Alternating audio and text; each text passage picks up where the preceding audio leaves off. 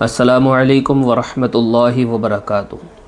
فرض نماز کے بعد کون کون سی دعا پڑھ سکتے ہیں یا فرض نماز کے بعد کون کون سی دعا پڑھنا چاہیے، یہ ایک عام سا سوال ہے اور اکثر لوگوں کی طرف سے یہ سوال پوچھا بھی جاتا ہے کہ جب امام صاحب سلام پھیر لیں یا ہم ویسے ہی اپنی نماز پڑھ رہے ہوں تو اس نماز کے بعد میں ہم کون کون سی دعا پڑھ سکتے ہیں۔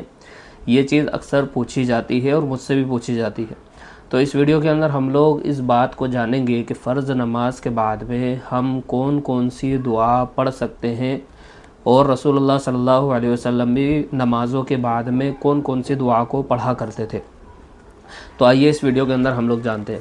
تو اس میں جو سب سے پہلی دعا ہے جس کو رسول اللہ صلی اللہ علیہ وسلم نمازوں کے بعد میں پڑھا کرتے تھے، سب سے پہلی دعا ہے استغفر اللہ استغفر اللہ استغفر اللہ۔ 3 مرتبہ استغفار پڑھنا۔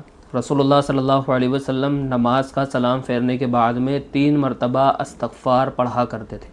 تو جو سب سے پہلی دعا ہے وہ ہے استغفار، 3 مرتبہ استغفر اللہ کہنا۔ نمبر 2، اس دعا کو بھی رسول اللہ صلی اللہ علیہ وسلم نماز کا سلام پھیرنے کے بعد میں پڑھا کرتے تھے۔ وہ دعا کون سی ہے؟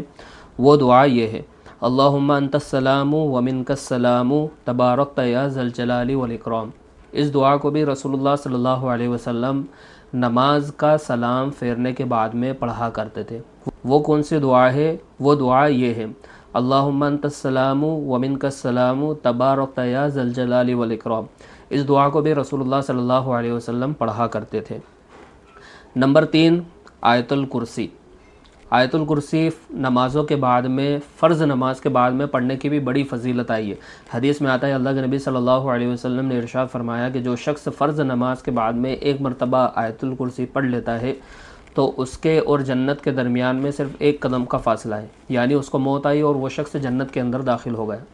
تو نماز کے بعد میں، فرض نماز کے بعد میں سلام پھیرنے کے بعد میں آیت الکرسی کا پڑھنا یہ بھی ثابت ہے، یہ بھی انسان جو ہے، کوئی بھی شخص جو ہے پڑھ سکتا ہے۔ نمبر 4، تسبیح فاطمہ۔ تسبیح فاطمہ کسے کہتے ہیں؟ 33 مرتبہ سبحان اللہ کہنا، 33 مرتبہ الحمدللہ کہنا اور 34 مرتبہ اللہ اکبر کہنا۔ یہ چیز بھی اللہ کے نبی صلی اللہ علیہ وسلم سے ثابت ہے کہ اللہ کے نبی صلی اللہ علیہ وسلم نے بھی ان تسبیح فاطمہ کو پڑھا تھا، اور یہی وہ تسبیح ہے جس کو رسول اللہ صلی اللہ علیہ وسلم نے اپنی بیٹی حضرت فاطمہ رضی اللہ تعالیٰ عنہا کو سکھائی تھی۔ تو اس تسبیح کو بھی، اس دعا کو بھی پڑھ سکتے ہیں۔ نمبر 5 ہے، اس دعا کو بھی رسول اللہ صلی اللہ علیہ وسلم اکثر فجر کی نماز کے بعد میں اور مغرب کی نماز یا عصر کی نماز کے بعد میں پڑھا کرتے تھے۔ وہ دعا ہے، لا الہ الا اللہ وحدہ لا شریک لہ لہ الملک ولہ الحمد وہو علی کل شیء قدیر۔ اس دعا کو بھی رسول اللہ صلی اللہ علیہ وسلم فرض نماز کے بعد فجر میں اور مغرب میں پڑھا کرتے تھے۔ تو ہم بھی فجر میں اور مغرب میں اس دعا کو ہمیں بھی پڑھنا چاہیے، اور دوسری نمازوں میں بھی، ظہر، عصر اور عشاء میں بھی پڑھ سکتے ہیں۔ تو یہ دعا بھی فرض نماز کے بعد میں پڑھنا چاہیے۔ نمبر 6، سورہ اخلاص، سورہ فلق اور سورہ ناس۔ اللہ کے نبی صلی اللہ علیہ وسلم سے یہ صورتیں بھی پڑھنا ثابت ہے۔ اللہ کے رسول صلی اللہ علیہ وسلم نماز کا سلام پھیرنے کے بعد میں ان صورتوں کو بھی پڑھا کرتے تھے۔ سورہ اخلاص یعنی قل هو اللہ احد، سورہ فلق یعنی قل اعوذ برب الفلق، اور سورہ ناس قل اعوذ برب الناس۔ ان تینوں صورتوں کو بھی جو شخص چاہے وہ پڑھ سکتا ہے۔